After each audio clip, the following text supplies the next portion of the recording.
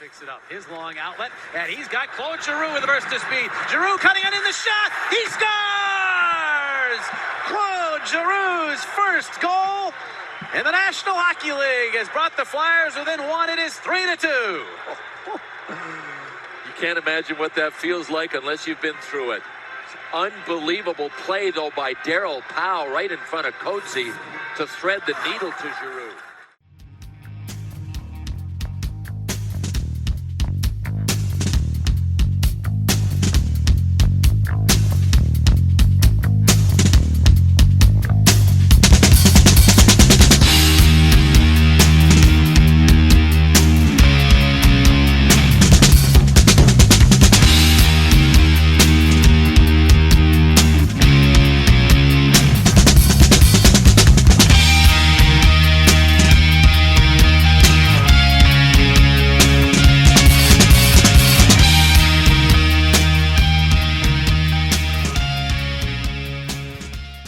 Hey everybody, it's Isaiah, and I'm here with Chef B, who's going to tell us about one of our sponsors here. Chef?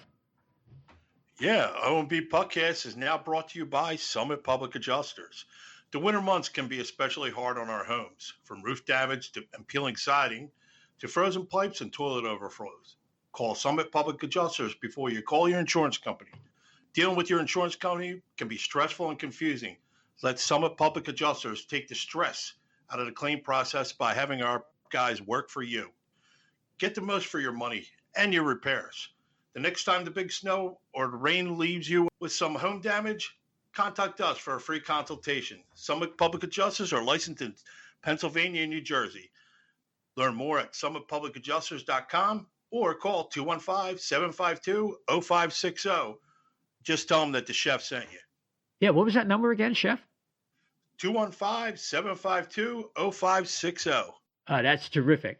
All right, we're going to carry on with the rest of our show.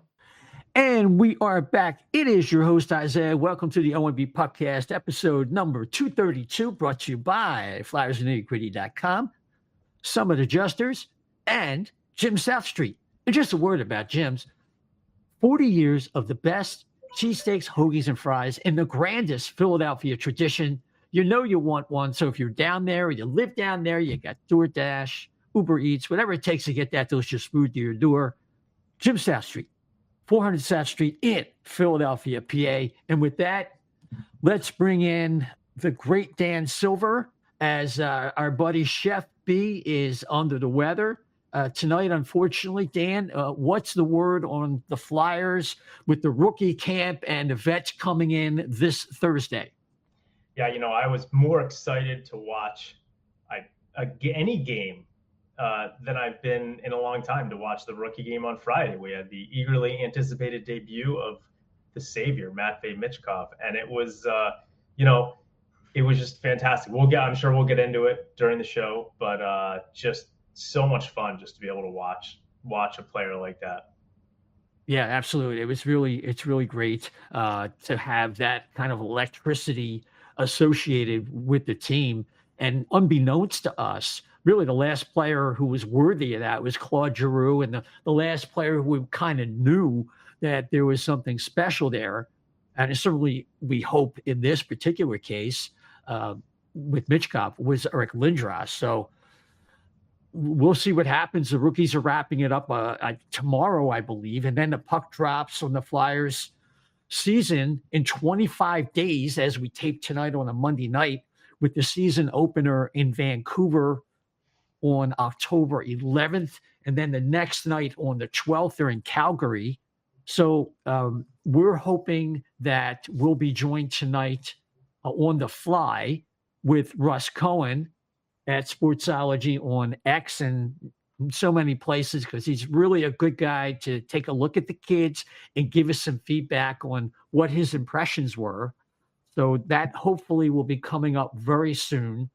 But before, go ahead. So, okay, let's get into this, because this is one of the things I've been thinking about. You mentioned Claude Giroux, right? And I hear some people talking about, hasn't been a Flyer like this since Claude Giroux. Look, I mean, let's be honest. Aren't all of our expectations for Matvei Michkov higher than Claude Giroux? Like Claude Giroux was drafted, in the 20s? In the draft. 20s, in 2006, yeah. Yeah, he never had like a ton of hoopla.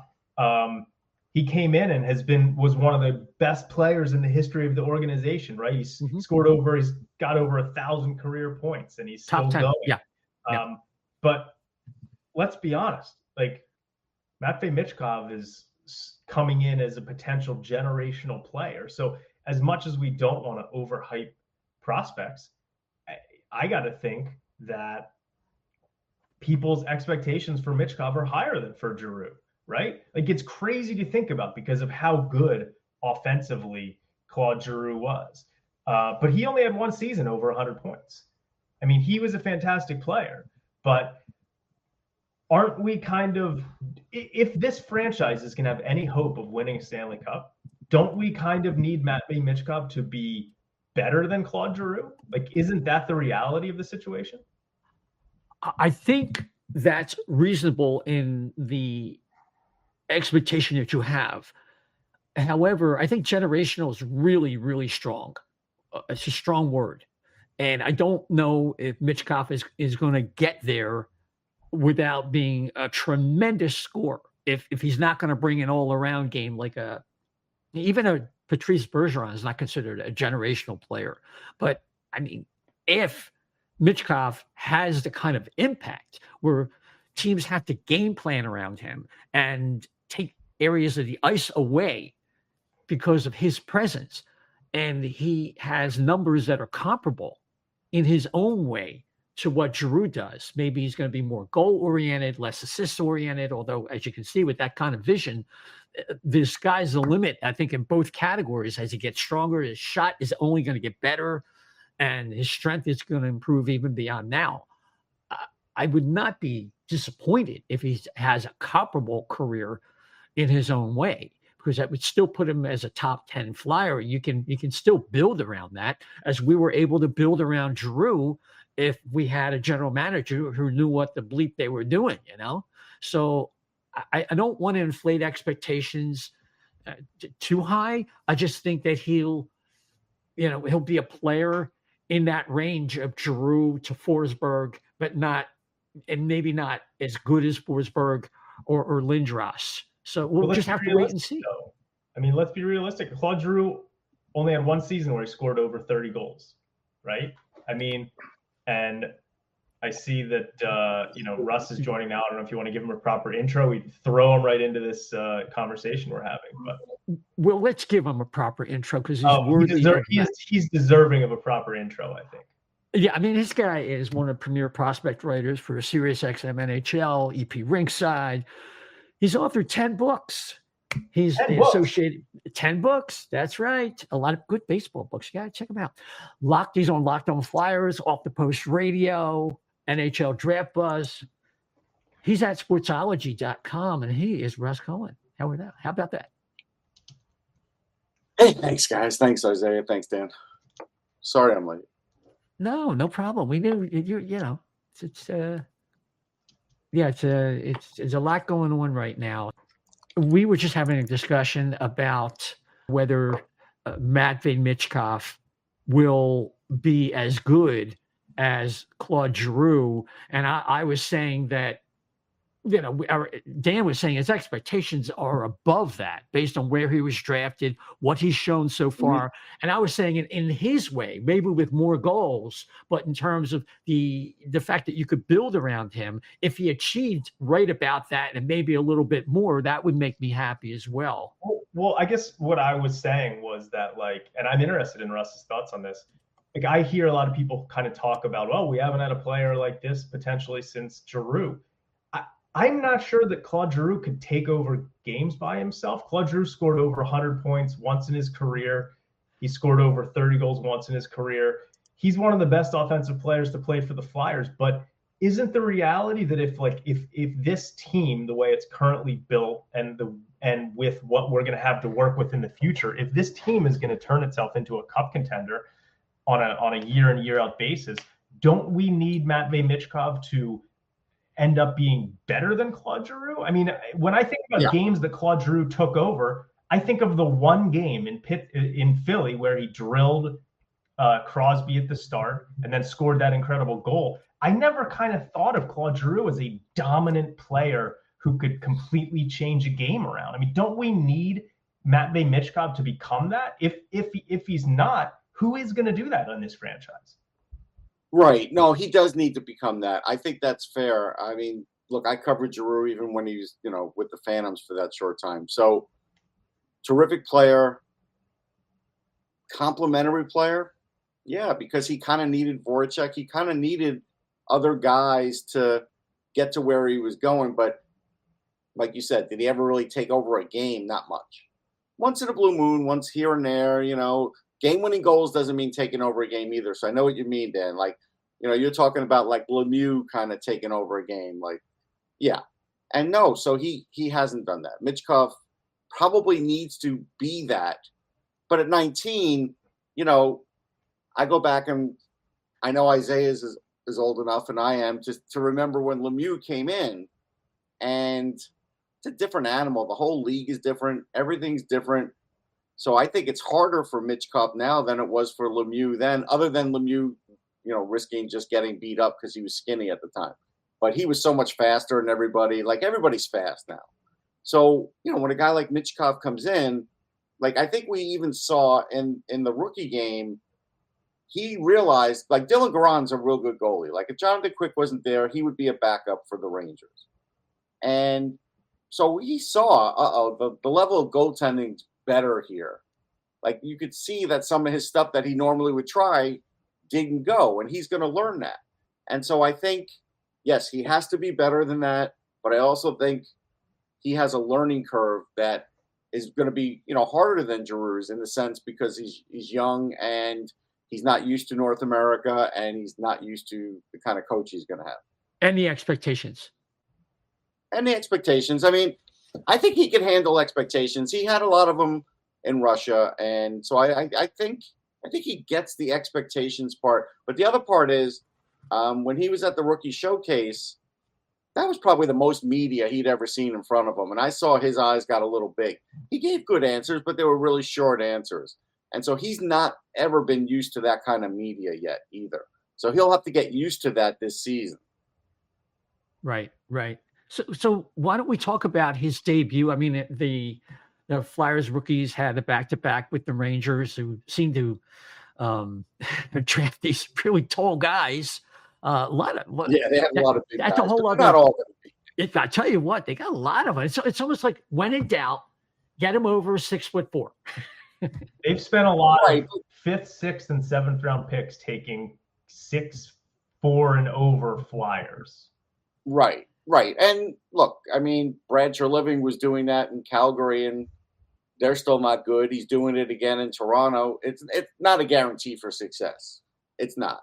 But some teams have strategized to do that, just hoping they get something, right? I get it. Now, Edstrom is a little better than that, and that was a pretty good find, but he's still a fourth liner. Yeah. Like, that's what he is. So you can't get too worked up about that. But no, from camp to that, and I know he didn't play the second game, and just to be fair, I didn't get to see the second game, but I did see highlights. I really liked what Michkov did. I mean, his stops and starts are great. The fact that his vision is terrific. He could do like a half twirl, pass across the ice, it'd be right there. Matter of fact, he gave one perfect setup to Tuomaala, and Tuomaala flubbed it off his stick. Like, that won't happen as much in the NHL, so that'll be a help to him. So yeah, there's some things. The stopping and starting, his play down low is terrific. But like I said, goalies are wise to off the back, over the post, that kind of stuff. They're all looking for that here. So he will have to even change it a little more. I prefer to see him kind of work behind the net like Gretzky used to, because he has that kind of passing ability where he can catch guys cutting to the net, or if he sees the goalie, with his eye off it, maybe try and wrap around because he is that fast with his hands. Maybe he'll do that. Like, this is just the beginning of what he can be, so we're not going to see everything. It's not like Ovechkin coming in where, we knew what Alex Ovechkin was coming in. We don't know what Matvei Michkov's ceiling really is yet. Yeah, I mean, I think about one of the things that's so amazing And it's just a rookie game. It's a game we're probably going to forget, other than the fact that Michkov scored, but we never remember the rookie games. I mean, it's just no. Well, maybe this one because of him. Well, yeah, like Lev Trikazov just scored a hat trick in his rookie game. We'll forget that. Yeah, I was just saying, before you joined, that I haven't been this excited for a hockey game in a long time than watching that first rookie game just to see Michkov. And I thought that the first period, I think that it was kind of getting his bearings a little bit. But second and third periods, I mean, every time he was on the ice, he was just making things happen. And he just makes it look so easy. Obviously, it's a rookie game. He's playing against rookies, but and so it's going to take time. Like you said, Russ, I mean, we got him as a 19-year-old. He's nowhere close to a finished product, but just seeing the kinds of things that he's capable of and his vision. I mean, there was a play he made where he was skating back towards his own zone on the wing. He took a pass. In one motion, he took the pass, pivoted, and then hit Luchanko in full speed, going up center ice. And he just did it so smoothly. The passing, like you said, he's so strong in the corners. I mean, he's built he's like tree trunks. I mean, he's just a thick kid, setting up shot behind the net. And then he had a ton of scoring opportunities. I mean, so he flubbed a one-timer on the power play that would have probably – his one-timer needs work. I think we all saw that. Probably 9 times out of 10, he would probably put that one in the net. And I thought he was terrific. Him and Luchanko were very good together. It kind of gives Flyers fans – yeah, they were terrific together. I feel like Denoyer was trying to keep up. Now, his speed, Denoyer, is better than it was last year, but he's hit a rut, man. I don't know what to make of him now. Yeah, hopefully he can rebound a little bit. But seeing him and Luchanko together kind of gave a preview of what the future could be like a little bit. Absolutely, and that was smart. Yeah. And and LePerrier said, hey, they asked for that. The team asked for that, and they should. That is their future. You should ask for that. And that, and those are two nice pieces that do fit. And yeah, you're not going to see bad work ethic out of Michkov. But look, if he's going up against the second pairing or even a first pairing of some of these NHL teams, he's going to get out muscled in the corner no matter how strong we know he is, because he still doesn't even have his man strength yet. I don't care how you look and how good you look, and even when you're more developed than, an average 19-year-old, you still don't have your man strength. That still comes over a little bit of time. So that's the plus side, So all these things, they're all really good. And right now, the Flyers are handling it right. And look, for all we know, Torts may even put the brakes on even a little bit more. We just don't know yet.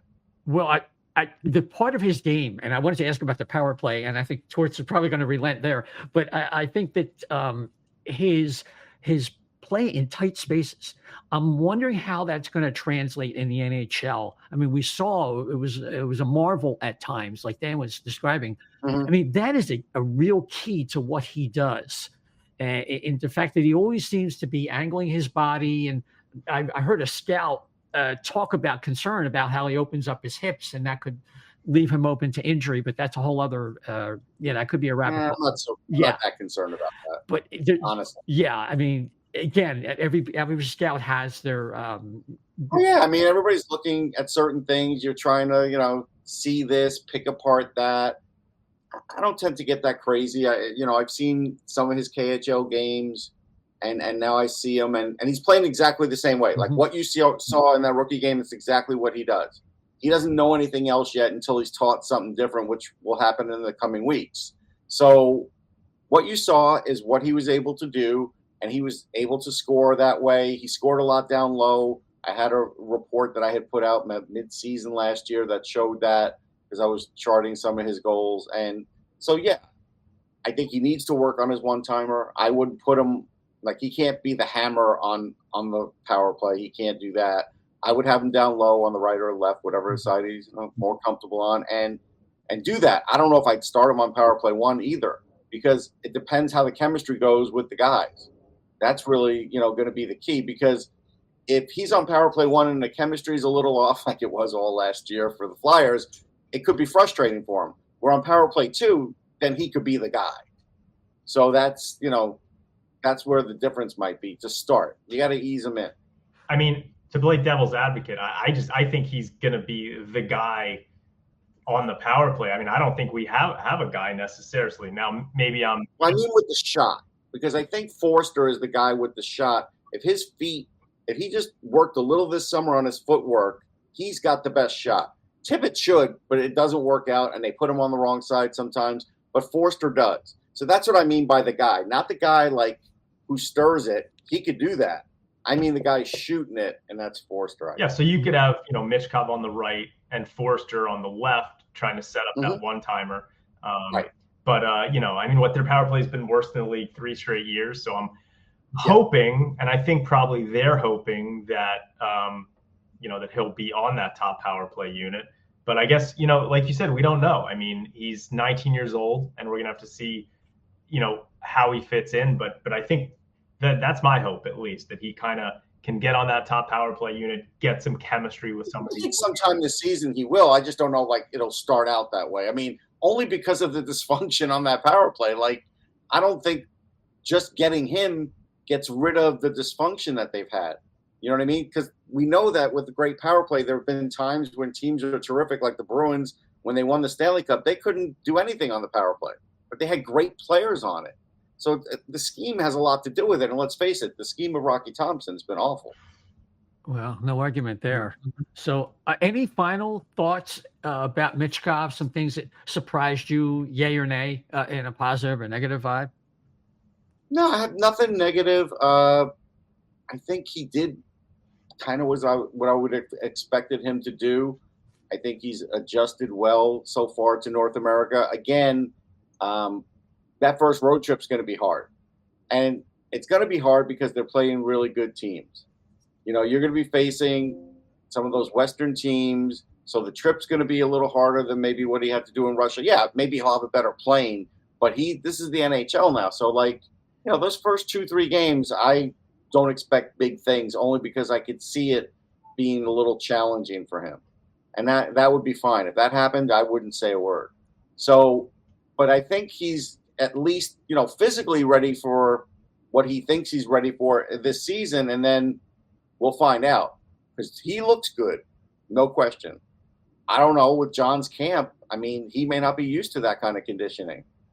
That's a thing too. So remember, John was running everybody into the ground last year to make sure they were in shape. He's never done that. So we'll see. Like, that's something we have to find out.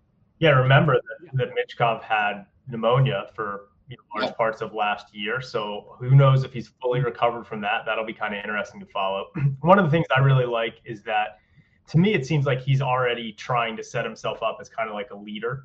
I think Ian LaPerriere was talking about today in his press conference that, Michkov every day in the gym goes around and he high fives everyone. He's really trying to learn the language quickly. And you could tell. He knows more now for sure. He didn't want to speak at the showcase. I get it. It's all national media. But, after the first day of camp, he was saying more in English. He definitely was understanding more, even with the translator. So that was good. Yeah. In the press conference, he said a number of things in English, which, he called Jett Luchanko a good guy. He said that the fan reaction was unbelievable. He was saying some things in English. It's very clear that he's like working on it. He wants to be able to communicate with his teammates because he wants to be a leader, right? Like, I'm sure he's keenly aware of the expectations and he wants to win, right? He's a competitor. That's what separates the elite from the rest, is they desperately want to win, right? Like, you hear the crazy stories about Nathan McKinnon in Colorado, about how difficult he can be sometimes with his teammates, but it's because of this will to win, that he needs to win. And I think Michkov is kind of built the same way. And so that's what I like, is that he's got this will to win. So yeah, no, he's definitely a winner. There's no question about that. What I would be curious is he using Rosetta Stone? I don't know what he's doing to learn the language, but I only say it because when I did a book back in the day, a couple of the NHL players said with French Canadians back in the old days, there was no Rosetta Stone, so they would watch soap operas. They would watch, General Hospital and kind of learn how to be American and learn the language that way. Someday I'm going to hope to find out how he's doing it. Oh, I wonder if they fell in love with Meg. Well, I saw something today. I was reading that that Bonk knows some Czech, and that he was sort of able to communicate with Michkov a little bit. I don't know if there's similarities. Well, they definitely were talking. I don't know how, but I saw that at camp, and they definitely were communicating, and that's good. And I saw one of the coaches was communicating with him at camp. So I think on the ice, it's not going to be rough, but I think there'll be times when, hey, player will go to him, hey, I'm trying to let you know what I was doing out. I think there'll be some of that. Now, this is where, and I'm telling you again, I'm going to play this line again. This is where I wish Tortorella would allow the iPad on the bench, because you've got a guy there now that doesn't speak fluent English, but his line mate could go up to the iPad and show him exactly what's going on if they were allowed to use them. And that's why I think it's foolish that they don't. Well, maybe they'll make some transition with that during the season. Maybe. You got to admit, that's the language everybody understands. Video. I do wonder how this is going to impact Zamula, because it sure seems like he's Michkov's sort of like guy now, right? I mean, Zamula was actually his translator after the rookie game. Like, are they going to force Zamula into the lineup even if he necessarily doesn't deserve to be there? I'm not saying whether or not I think. No, I get it. I get what you're saying. Will this help Zamula's career by sort of being the guy that Michkov it can communicate with more and that kind of thing? So I wasn't hurt it that way. Like, hey, I need to do everything I can to help this kid out, because I think Michkov and his mom and his brother were like living with Zamula sort of like temporarily at the moment. Yeah, I mean, Michkov's brother's been going to school for a while. I had somebody texting me kind of letting him know he's been here for a little while.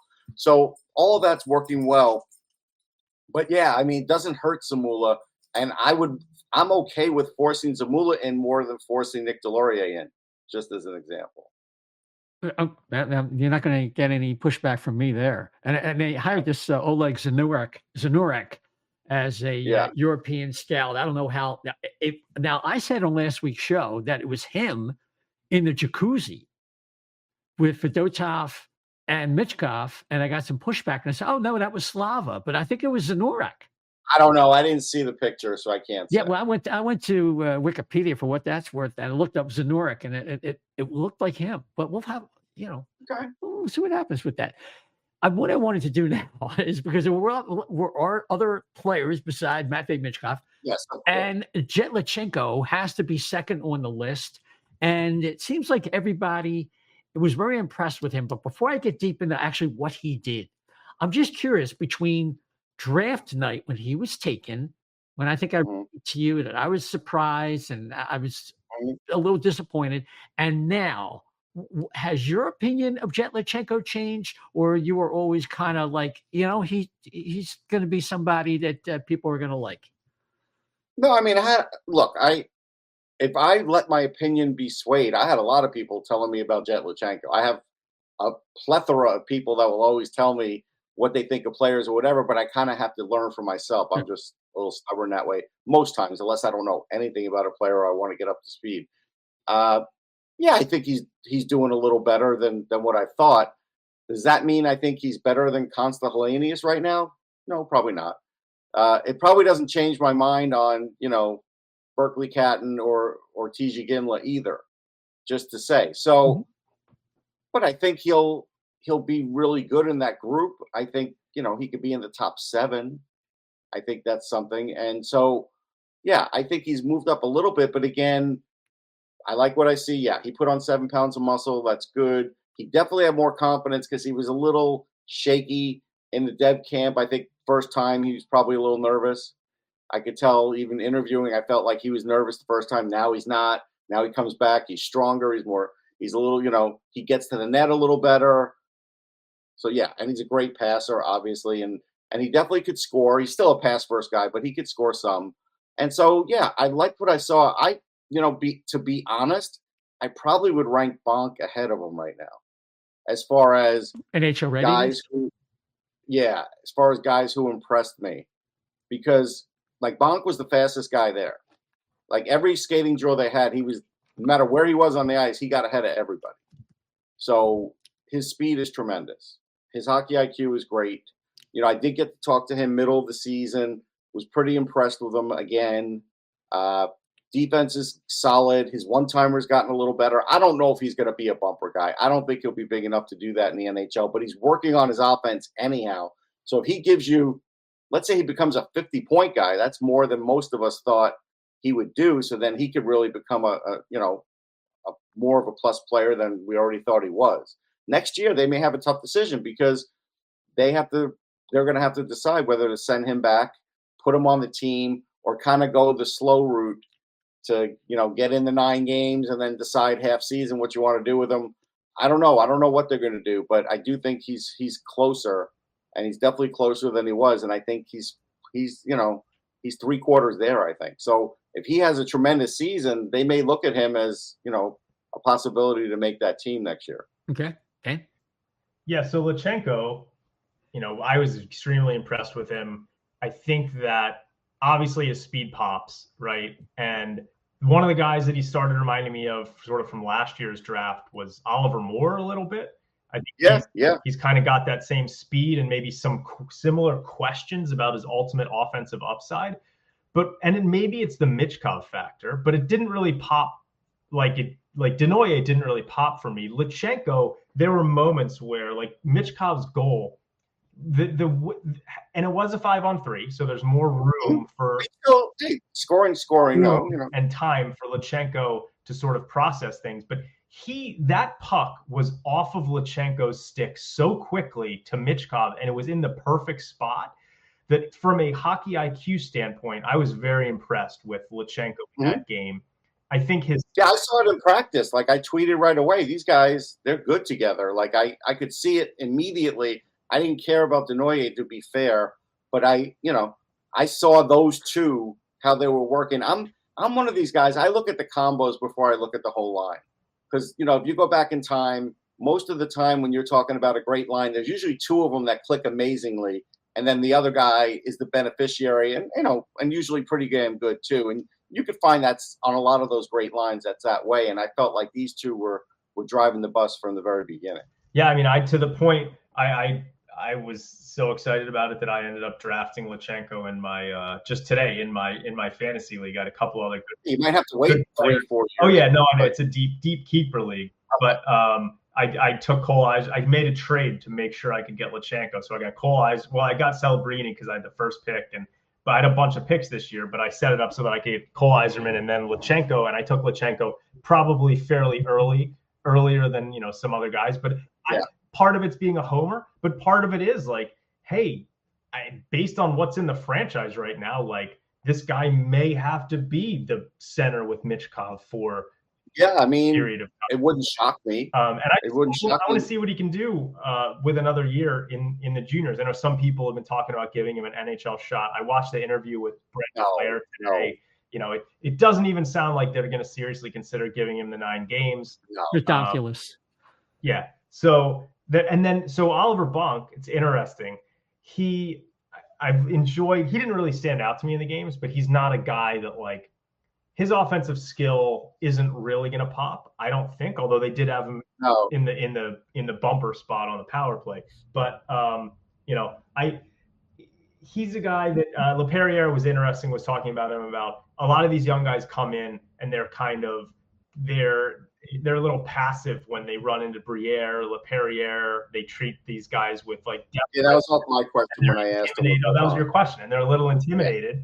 And Leperrier talked about how probably because was it Russ? Were you the one who asked about if he thought that because his dad was a longtime NHL? No, I didn't do the Radek thing. I just asked him, "Hey, to me, he looks great. His speed, whatever. Tell me what you saw in him." And that's when he started talking about how he was very inquisitive. He wasn't intimidated, and that's what you get from him. I knew that because I had a long interview with him. He wears Mars Blade skates, right? So that's how I got the interview. And I could see that he gets it. He really gets it. If you watched him as much as I did, at least even in that first practice with the starting and stopping, the scrimmages, everything, you would say you wouldn't even worry about the rookie game. You'd be like, wow, this guy is on it. And so that's the thing. That's where if you just I feel like if people just watch the one the one game, you don't get the full picture of how good Bonk has been in this camp. Yeah, he's definitely a very talented player. I'm gonna guess that he probably will need a little bit of time next year in the AHL, but maybe not. I don't know. And he can't. Well, no, okay, Bonk could probably play. Yeah, next year. Yeah, next year he probably could. Yeah, he could be 20. Will he be 20 then? I think so. Because LePerriere talked about today how. Yeah, it depends on the date. Yeah. So next year he could play in the AHL because next year he won't be eligible for the Canadian leagues anymore. Right. All right. That's good. Yeah. So that's fine. So yeah, I think he'll need a little time there. I think it would be smart to start him there. Before I move on to somebody else, it was interesting. Dan brought up Luchanko versus Oliver Moore, and that was a comparison that popped in my mind. I mean, how would you compare those two players? Well, I think Luchanko is a higher caliber offensive player. I don't think Luchanko will get to the Oliver Moore speed burst. That's something where that's hard. Like he's just a tremendous skater, and when he does have a speed burst, it's pretty amazing. But I do think he's a higher caliber offensive player for the future, like a ceiling for that. Moore is very good. I think Luchanko could be better than that. I don't want to say great because I don't feel that yet, but I think he could be really, really good. And so I think Luchanko is on track to be better than Moore, and I like Moore. And Moore was pretty good last year in college. I think this year will be a big year for him, but I do like Luchanko a little better. Gotcha. So what would you say about Emil Andrae? A little up and down, but it's still tracking as somebody who's very intriguing as a prospect, and particularly on special teams could make a real difference and something that Flyers could use, if not now, going forward. Well, no, they could use it now. I really feel like the first thing I saw was when he was on the ice that, hey, he looks really confident. Like, it's totally different from last year. He's had his year in North America, so you could see that he has learned. And then I saw the extra muscle. His forearms are much bigger. I saw how he used that on the ice, and I spoke to him about it after. And the pass he made, what was it, the second game? That was a tremendous pass. Like, that's not the easiest of passes to make. Tuomaala for the winner, right? Tremendous pass. Guys will make mistakes. Good defensemen will make mistakes. That's just the way it is. We have to kind of get used to that. You're not going to get guys who play perfect games on defense. But the offensive upside with the hockey IQ, with the skating and everything, honestly, and this is me being honest, not trying to overhype anybody, because I feel like Tuomaala was being overhyped in camp. To me, it would be very hard to keep Andrae off the team this year. But they probably will because they have Erik Johnson. And that's a shame to me because I think I think Andrae could make it. I really do. I think the same way he was like out of camp last year, he'll be even a little better this year. And when you look at their defensemen, it's like, you're really trying to tell me that he can't make this team? I have a hard time with that. They are such a logjam. We're going to get into that a little bit later, but yeah. Right, it's a logjam, but it doesn't mean the other guys are better. It's a logjam of like mediocrity. I mean, they have Adder, Chinning, that Risto, who clearly doesn't have a future here under their current trajectory. So that's a whole other subplot going into the veteran camp. Because I feel like he could have the camp of his life. He could do great in all these preseason games, and I could see them just sending him down and say, hey, you look great. Maybe during the year we'll call you up. Yeah, I could see that, definitely. So Hunter McDonald, he's still someone that the Flyers really feel good about. But you saw the positives and negatives with some of the penalties and things. But he's also the kind of player who maybe, in that Nick Seeler category, if they can get him to kind of, have more discipline. And of course, Nick Seeler is ready to walk away from the game and was a late bloomer. And Hunter McDonald seems to be on a path that's more accelerated that if I've chosen the right player to compare him to. Yeah, I would like to see Flyers management slow their roll a little with McDonald to give him the development time that he needs. Yeah. Is he stronger? Was he stronger than everybody in camp? Absolutely. Fine. He was a shutdown guy with Northeastern. Is he a shutdown guy right now in the AHL? No. He has to work into that. Is he a good skater? Yeah. Is he fast? Yeah. Is he a little too aggressive at times? Yeah. And I know sometimes teams like that when a guy's too aggressive, but, if you're losing games because of it, then you have to kind of get him to harness it. So I think he has to work on a few of those things. And I just don't like it when management kind of makes it seem like he's getting close. It's like, let's just wait on him. He's, in that kind of role, you've got to really be ready to play in the NHL because he'll be a target. The same way Matt Rempe is a target because he's a big guy. Hunter McDonald will be a target. Like, guys will be testing him every second. So you really want him to be ready and at the height of his game, and I just don't want to see him get rushed. But I think he looks good. Yeah, he's only 21, so, Right. I know. That's why I think people forget because he's a big guy and he's strong. Like, we got to ease up there. But I do want to talk about Tuomaala. Yeah. Because, look, he's got a great one-timer. He always has had a great one-timer. He died on the vine after about a half a season last year. He at least looks like the guy that he was the start of last year now. He may be faster on a straight line basis, but his cornering's not great. And so sometimes he can beat someone to a spot to get a shot off, and that's good. When you're talking about playing a two-way game, that's where it's missing a little. And I feel like his hockey IQ needs a little work. And I do think it could be worked out like on video because I saw Michkov was doing things with him that he wasn't ready for, and he also had a couple of bungles like in the middle of the, not middle of the ice, but middle of the crease area, a little beyond that. Well, definitely beyond that, beyond from the circles. In the middle of the circles, couldn't handle a puck, would lose the puck. I think that was in the first game late. He was out there and he had a bungle there. A few times, the puck went off his stick when somebody's setting him up for a scoring chance. Yes, he did get a goal, but he's got to be the best goal scorer on Lehigh this year. Like there can't be any in between anymore.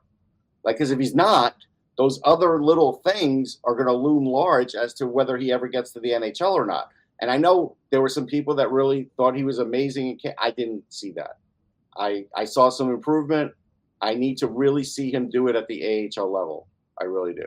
And he's banged up right now. He's missed a couple of days of practice. So, yeah. So, Dan, wanted to get you in here and get some of your feedback. Yeah, I mean, you heard LePerriere was talking about Tuomaala today, and he said, he needs to see a little more from Tuomaala from a competitive standpoint. He cited Michkov, and he said, I need Sammy to get a little bit of that Michkov competitiveness going. I mean, Tuomaala was one of these guys. They took him in the second round. He kind of fell off the face of the earth, and then he had this great resurgence last year where he was so impressive the first half of the season in Lehigh Valley. And then, as Russ said, he kind of hit the wall maybe a little bit. This is a big year for him. I mean, because here's the problem. The problem is that the Flyers, and we've discussed this when it comes to Michkov, like the Flyers don't have many openings at wing. When you talk about Michkov, Konechny, Forster, and Tippett, probably, as the guys who are going to be the four wingers on the top two scoring lines. And then you've got a Joel Farabee and a Bobby Brink who are also there. Like, where does Tuomaala fit in? So that's going to be the interesting thing. He can't play fourth line. He's not that guy. He's not a fourth line kind of player. And it's hard for me to imagine that he's going to be, more effective than a Bobby Brink potentially. So it's like, okay, where does this guy fit in? And even with Farabee, we've been asking ourselves those questions, right? Are you really? Yeah, but Farabee at least can score 50, 55 points. I mean, Tuomaala saying he could do that, I can't say. Right. So it's like, okay, well, where does he fit in? And at least with Emil Andrae, I think we're a little more, at least I am a little more confident in his ability to kind of ultimately adapt to the NHL. It's just a matter of absolutely. I'm pretty confident. Yeah, just a matter of a spot opening up for him. Whereas Tuomaala, it's like, not only are we not confident in his ability to handle the NHL, but where's the spot? So I don't know what to think about where Tuomaala kind of goes from here. I think you have the right take on him. I just think, it's a big year for him. I loved what I saw at Rizzo because, and I asked, Lappy about that because he didn't get to see Rizzo. Rizzo, got hurt when he was down there. So, and the one thing that stood out a lot, like I had seen him play in college 3, 4, 5 times. He gained some strength, man. When he was hurt, he was still working out, and you could see the strength on his wrist shot. Still has to work on the accuracy, but the way it was hitting hard, had a lot of bite to it. But then also in the rookie games, he was stronger than a lot of players.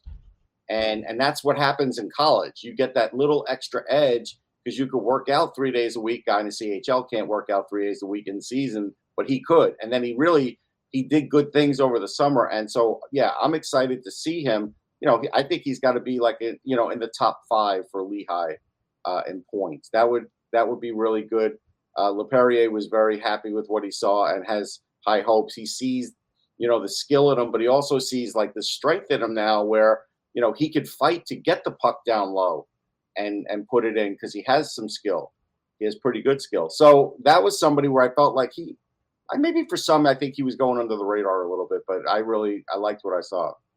Is he kind of like a potential candidate? Is it like a tweener as a call-up from time to time?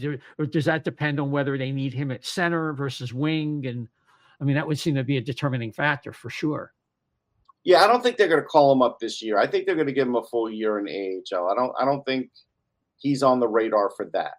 I think they have other guys for that. Like obviously Denoye was called up once in his career, and they probably would like it if he could be called up again, but he's got to prove it. If he's proven it, he'll be ahead of him on call-ups, but that's the whole thing. We'll see. Like we have to just see how that sort of works out. Yeah.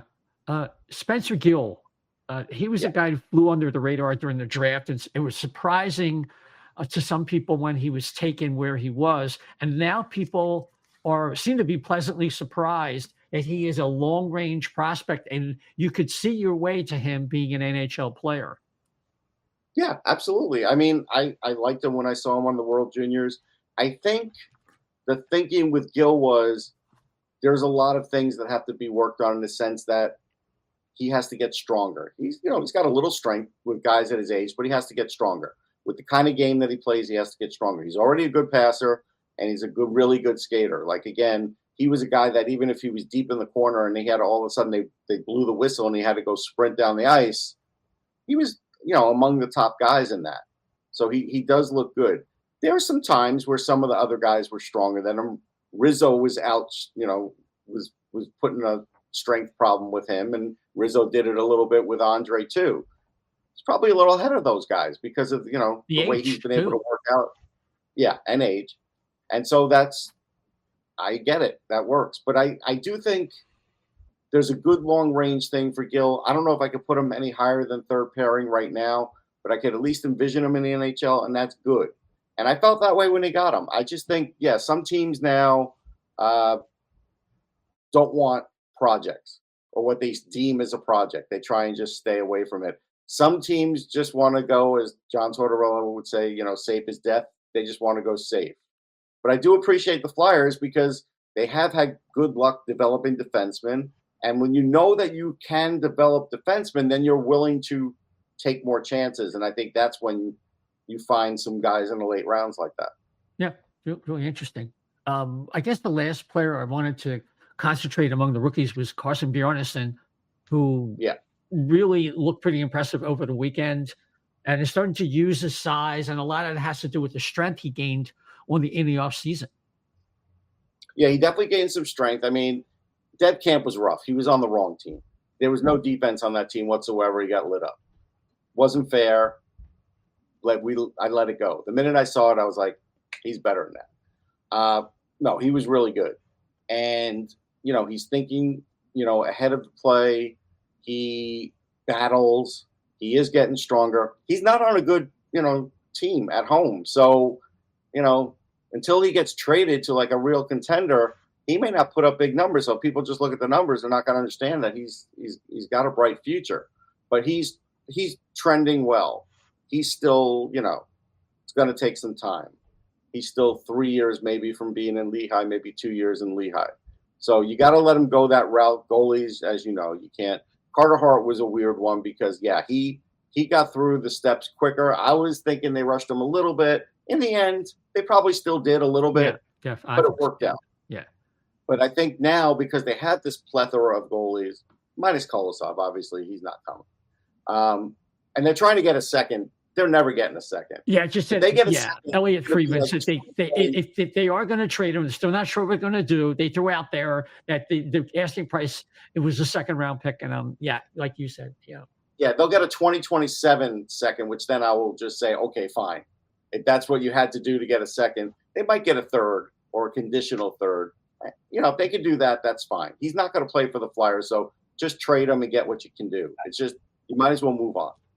About Kolosov, because obviously we all have sources with the Flyers. The same person who told me 3 months ago that Kolosov, was homesick and was going back home, and people were laughing at me when I said that to them and said, "Oh, everything's okay." The same person is now basically telling me that, that Kolosov doesn't have anything specifically against this organization. He just wants to play in the KHL for another year.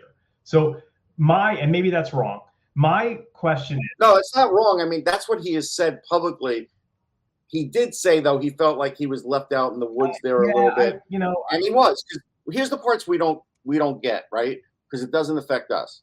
How does he order room service? How does little things that we take for granted, were probably frustrations for him. Right. So, and we don't know what those are. I guess so. Here's my question. It seems like the Flyers have sort of dug their heels in that, they are not going to give in to him in this situation. Right. My question is can it still be salvaged? Where can they have a conversation with him or whatever it is? Look, okay, we're going to let you, because if they trade him to another team and he ends up coming over to the U.S. and becomes a great goalie, like, it just looks bad on them. I mean, it looks bad on them regardless. But if you get him to say, like, look, like, okay, we're gonna loan you to the KHL for one more season. However, you then have to come over for next year, or we're not trading you to another team. It's not going to happen. If you want to play in the NHL, it's going to be with the Philadelphia Flyers. However, we'll let you play in the KHL for one more season, right? And then you come over. Like, it seems to me, and again, I don't know all of the behind the scenes stuff, so maybe that's misguided, but is there a reason that they can't sort of do something like that? Well, I think the language is too strong. I still think that would kind of turn them off.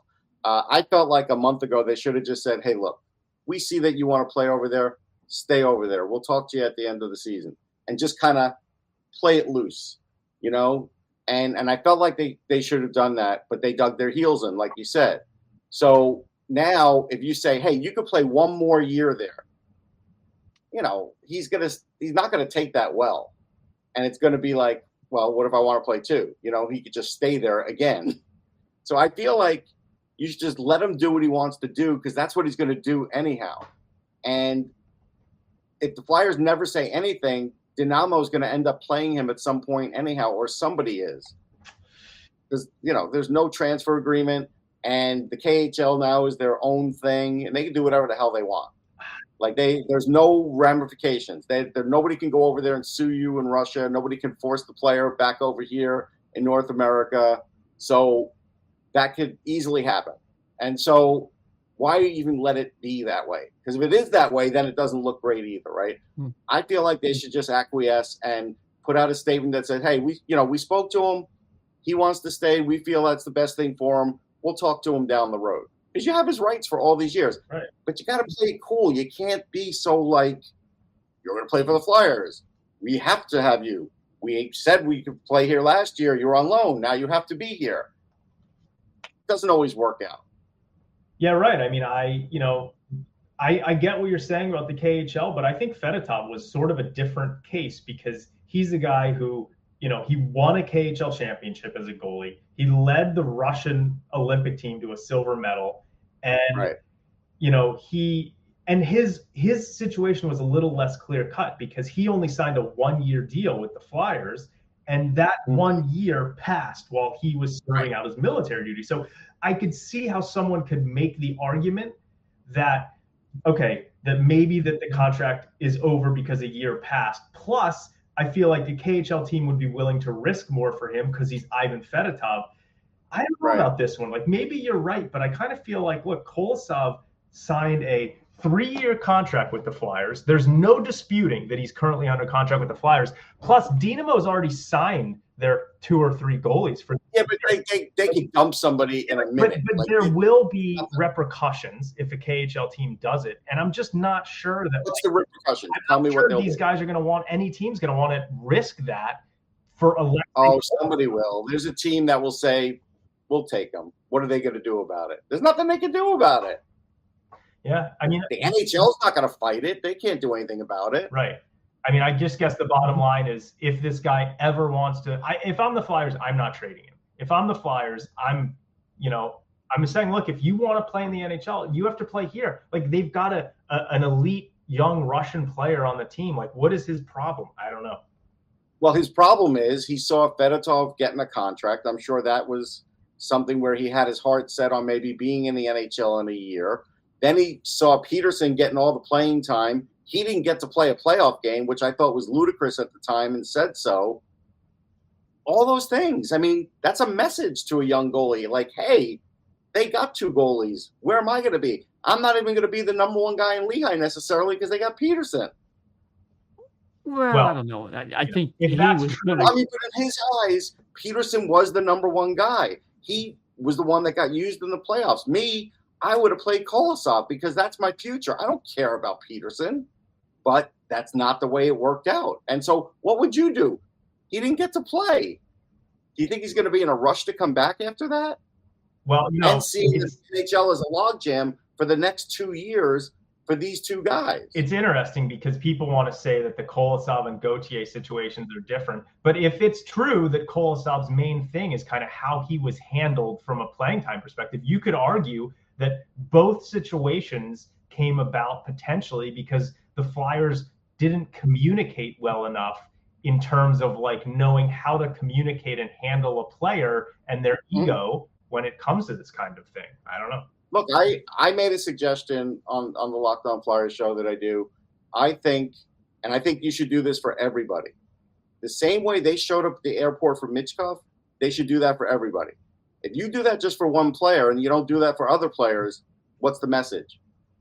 So I think you have to hire somebody who has this kind of expertise, who was a former player, who speaks multiple languages, who will be the face of your, hey, handling the young guys, being the liaison between the team, making sure the schedule's right, making sure the hotel's right, making sure he's got a buddy, making sure, you know what I mean?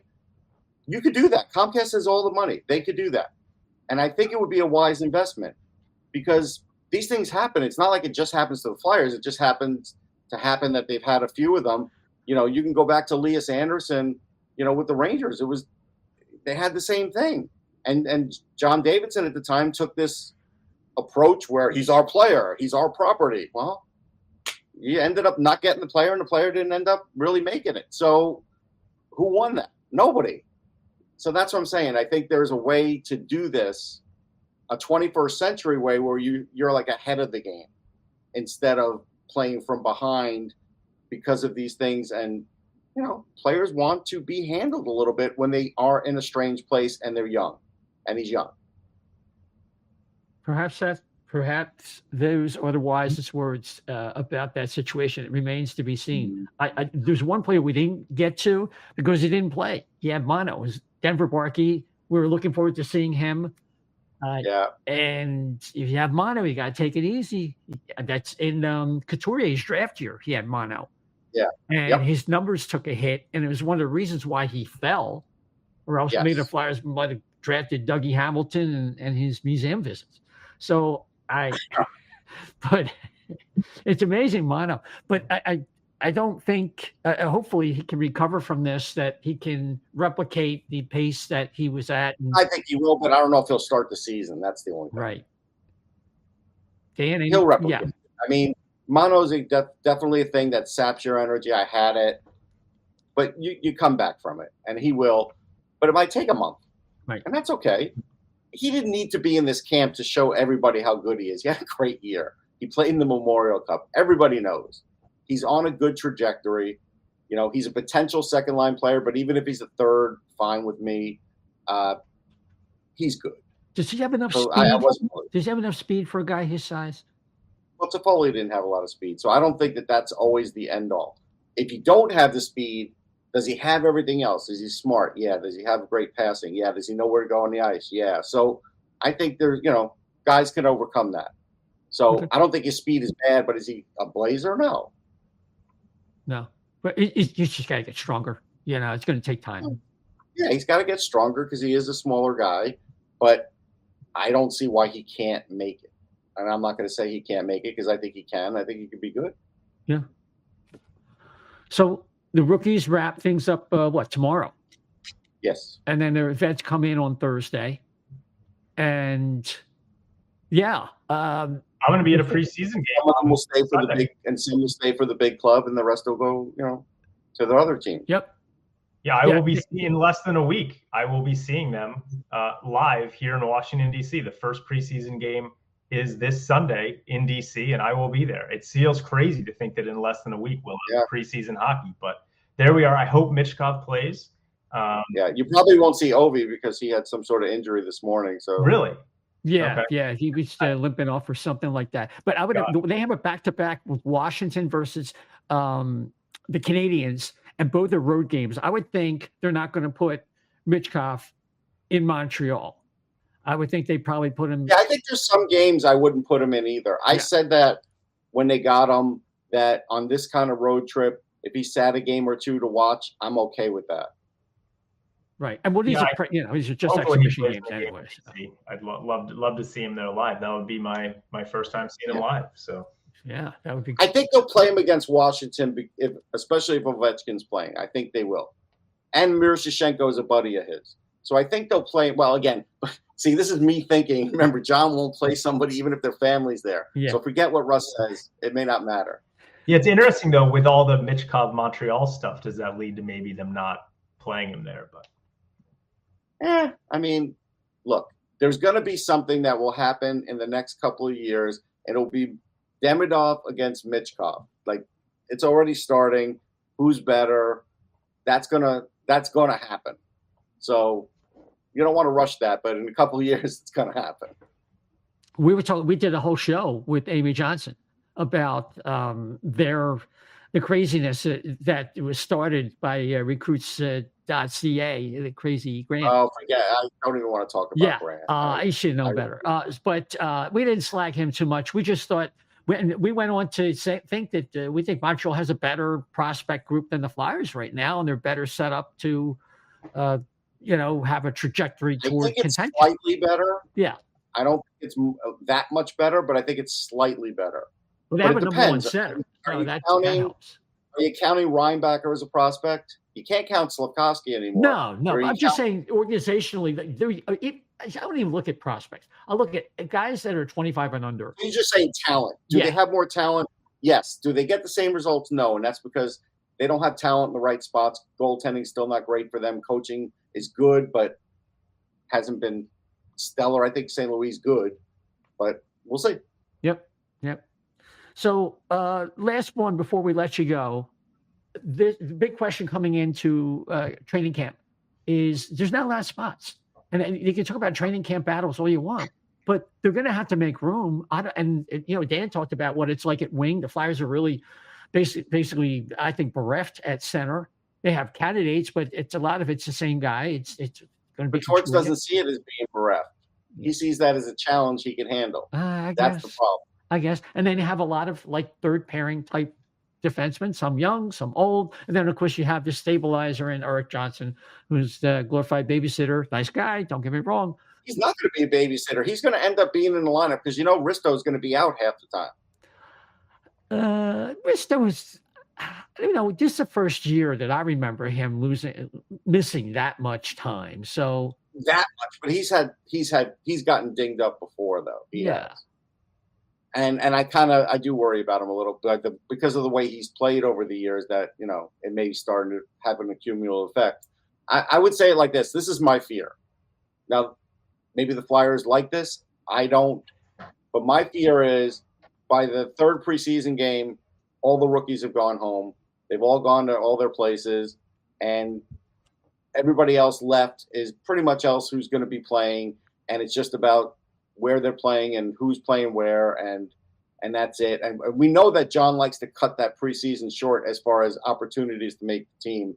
I don't see it being any different this year. Well, I lied about the last question. There are two guys that I wonder about. Everybody lies about when they say it's the last question. Everybody lies about that, so it's okay. I wasn't lying; it was a mistake, actually. Oscar Eklund and everybody lies Rodrigo about it. Abels. If you think about it, you come up with something else. Everybody does that. You tell either one of them. That's right. Yeah, you can't. You can tell my nose is growing as we speak. No, either one of those guys, Eklund or Rodrigo Abels, are going to have a chance to do anything, to use their size, maybe in front of the net, power forward, fourth line. I'm grasping at straws. All those guys will play, at least 3 preseason games, because I think, if nothing else, they're going to fill the gaps.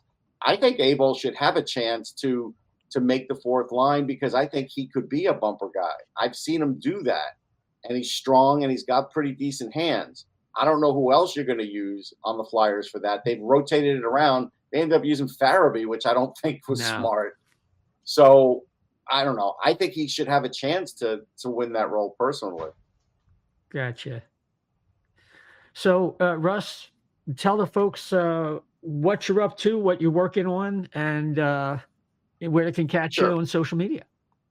Sure. So I did this nice interview. Now I'm going to watch the Met game. Oh, no, not that. Okay. Sportsology.com, NHLDraftBuzz.com. I am working on another book. It's going to be about the 50 greatest goals in NHL history, including the Olympics. So we're going to rank that and have some stories in there. Flyers have representation in there, don't worry. Doing that. EP Rinkside, have some stories coming up that are good for that.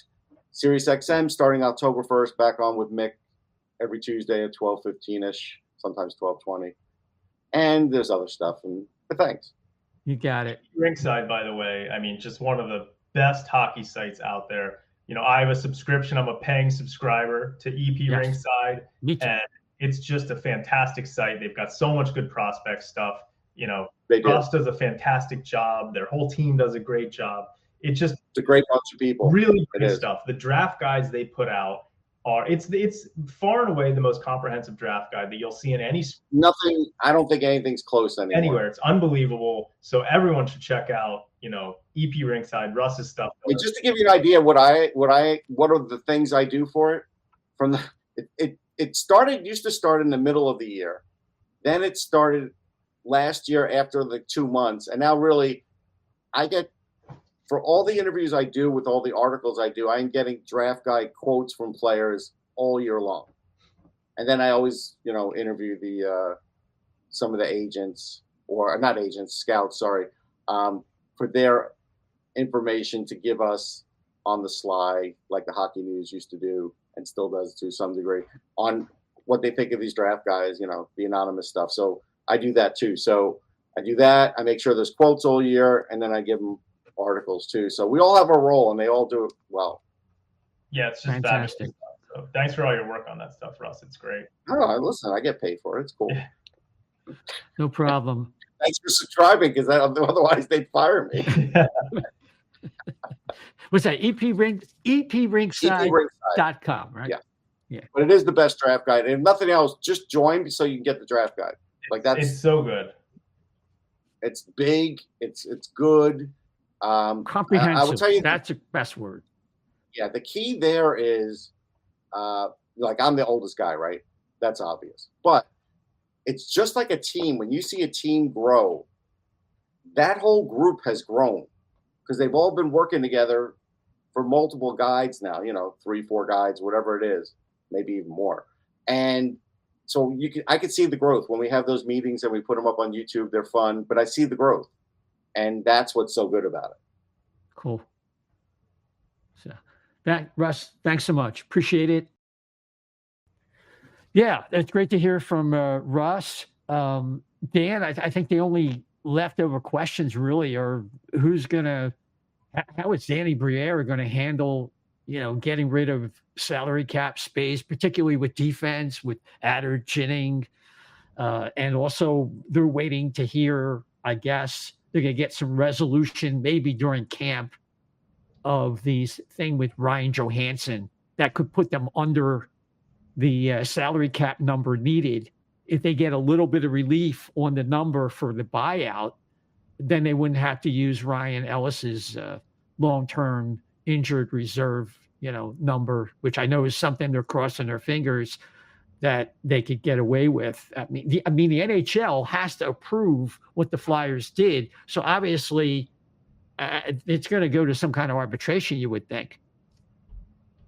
Yeah, I mean, we haven't heard much more about that. I mean, the interesting thing is that the Flyers, we talk about how bad their cap situation is this year. And yeah, they get some relief next year because Cal Peterson's, $4 million comes off the cap for sure.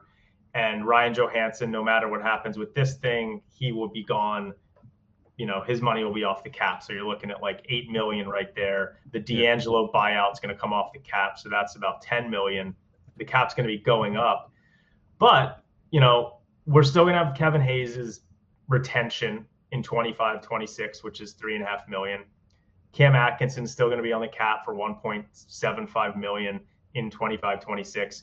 And if you look at the Flyers roster, they really do not have many expiring contracts that you can just say they're going to get rid of. Like, their expiring contracts are Tyson Forster, who's going to get a healthy raise, Cam York, who's going to get a healthy raise. And then the other expiring contracts are Morgan Frost. Okay, who knows what's going to happen with him? Noah Cates, who knows what's going to happen with him? Oh, but neither of them make a ton of money. Ole Lycksell probably won't be back with the team. Who knows? And Eric Johnson, who's $1 million. So it's not like they have any expiring contracts that are a lot of money. The expiring money they have is, again, like Cal Peterson, Johansson, all that kind of stuff. So, I don't see a huge amount of cap relief next summer. They're going to have to, they're still going to have to figure some things out here and see what happens during the season and figure out the wing thing. I don't think that it's makes sense to be paying Joel Farabee $5 million a year for the next 4 that's seasons. A concentration right there. Playing on the third line, like they're going to have to figure something out. So we talked about Ristolainen. I mean, he's making $5 million through 2027. Like, that's a guy that they have to figure out a way to move out of here, right? Mm-hmm. Yeah, so absolutely. Yeah. So these are really the questions for the veterans, because this year is about Michkov and building the team around him and finding out who can cement a spot or lose a spot, whether we're talking about Frost or Farabee, who we just mentioned, and to see if Ristolainen can build up his value, because clearly he does not have a future here. And just think that the assets used to get Ristolainen could have brought Sam Reinhart. It's more or less the same package that they used, but Chuck Fletcher. Well, yeah, circling back to what you were talking about, we were talking about at the beginning of the show, comparing Giroux and Michkov and the expectations. Like you just said, this year, with the kid being a 19-year-old, that it's going to be about building the team around Michkov. Like no one had that thought about Claude Giroux when he was, came into the NHL as a 19 or 20-year-old. Like, I don't think anyone. When they traded Carter and Richards, they did.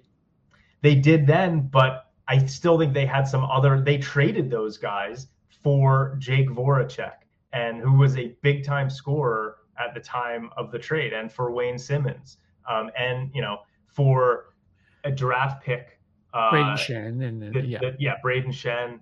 But the idea was that the centerpiece was going to be Giroux going forward. They felt that good about it. I guess I'm just saying though that with Michkov, like I think you had more to build around with Giroux. Not that they were necessarily building around him, but there's just, I don't know. It's going to be interesting times here. I'm just looking forward to watching it because I'm looking forward to seeing how Michkov develops. But I do have some, fears and hesitations about going forward because, as we've talked about, the crater at the center position and all of those things. I know. I mean, believe me, I hear where you're coming from. I'm concerned too. So, just the schedule going forward. So the 22nd, Dan's going to be at the exhibition game in Washington, and the Flyers the next night with probably a split squad in Montreal, and then they come back home and they open the exhibition season Thursday the 26th against the Islanders, then against the Bruins again at home on the 28th. And the exhibition season continues through Thursday the 3rd, where they finish up against the Devils, and then it takes us a little time off when they go out to the West Coast, like we talked about in the very beginning with Vancouver, and we'll go from there. So, Dan, let me give you the last word before we call it a night. I'm out of words at this point. Nice to have Russ on. It just hit me during the show that in less than a week I'm going to be seeing a Flyers preseason game, and hopefully Michkov will be playing. So just gonna try and enjoy it. Yeah, I hope it. I think they probably will, but we don't know. Like Russ was saying with Tortorella, you never do know. But yeah, I hope they do. So that's where we're at right now. Until next time, just a reminder that the O&B Puckcast can be followed on X at O&B Puck, at O&B Puck.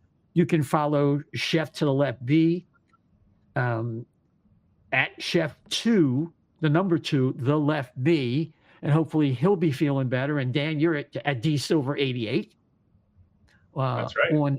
On X, that's right. And of course, you can follow us on a multitude of podcast platforms: Apple, Spotify, iHeart, TuneIn, Amazon, Audible, Deezer. Just plug in on YouTube. O&B Puckcast will pop up there. We have a Facebook page, do the same thing, O&B Puckcast. And if you could rate and subscribe to the show, especially Apple Podcasts, give us a 5-star rating. Next one we get, we'll read it on there. We really do appreciate it because it moves us up the charts when people are looking for Philadelphia Flyer podcast, which is what we are. So until next time, everybody, thanks for listening tonight, and take care.